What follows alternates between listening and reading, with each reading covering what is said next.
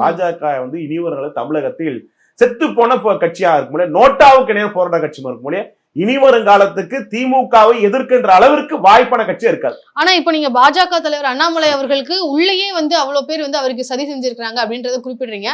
ஆனா உள்ள இருக்கக்கூடிய கட்சி தலைவர்களே சம்பாதிக்க அண்ணாமலை அவர்கள் தவறிட்டாருன்னு நம்ம இதை எடுத்துக்கலாம் இல்லையா?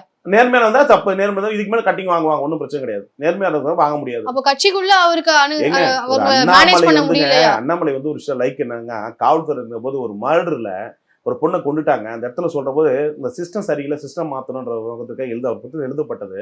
அதுக்காகவே தான் பதவியை திறந்தவர் ஒரு அண்ணாமலை இருக்கிற போது இந்த ஒரு ஹானஸ்டான ஒரு லீடர் உருவாயிட்டாங்கன்னு நினைச்சேன்.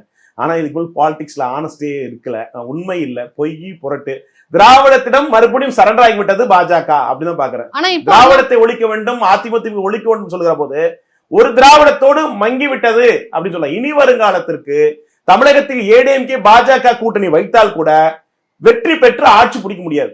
ஆனா அண்ணாமலை அவருடைய பிரஸ் மீட்டா இருக்கட்டும், அவருடைய கருத்துக்கள், இதனாலதான் அவர் மாற்றப்பட்டிருக்கிறாரு. அவர் நிறைய விஷயங்களை தவறான விஷயங்களை பகிர்ந்தாரு அப்படின்னு கட்சி வளர்ச்சியே அண்ணாமுடைய பேச்சு, அண்ணாமுடைய செயல், திமுக எதிர்ப்பா கவுண்டர் கொடுத்த விதம் தான் வளர்ச்சியே. இனி வரும் காலத்துக்கு தேடுகின்ற கட்சியாக பாஜக உருவெடுத்தோடு.